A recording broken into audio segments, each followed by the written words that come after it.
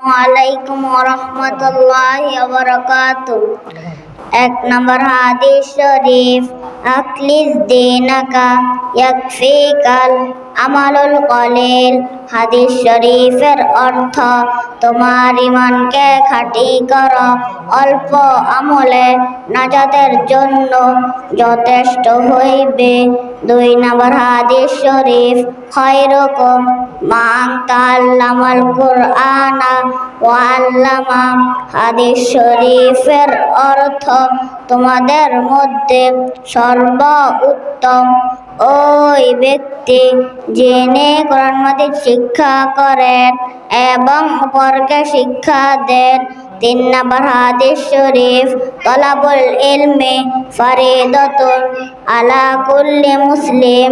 হাদিস শরীফের অর্থ, দ্বীন ইলম শিক্ষা করা প্রত্যেক মুসলমানের উপর ফরজ।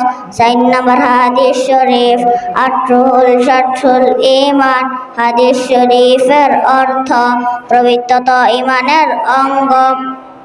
পাঁচ নম্বর হাদিস শরীফ, মিফতাহুল জান্নাতিস সালাত।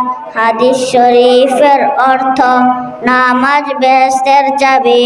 ছয় নম্বর হাদিস শরীফ, আউয়ালু মা ইউহাসাবু বিহিল আবদু ইয়াউমাল কিয়ামাতিস সালাত। হাদিস শরীফের অর্থ, কিয়ামতের দিন সর্বপ্রথম নামাজের হিসাব হইবে।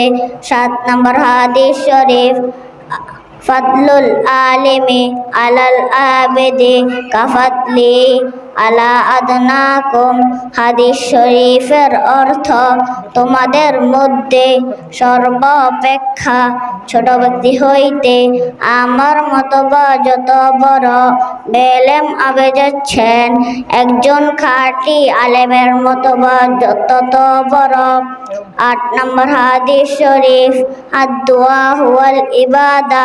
হাদিস শরীফের অর্থ, দোয়াই ইবাদত।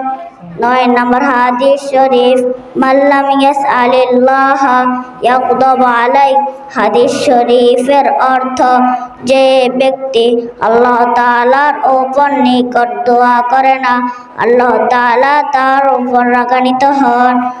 দশ নম্বর হাদিস শরীফ, লা ইয়ারহামুল্লাহ মান লা ইয়ারহামুন নাস।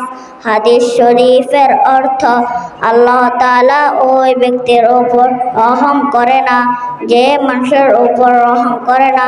আসসালামু আলাইকুম ওয়া রাহমাতুল্লাহি ওয়া বারাকাতুহু।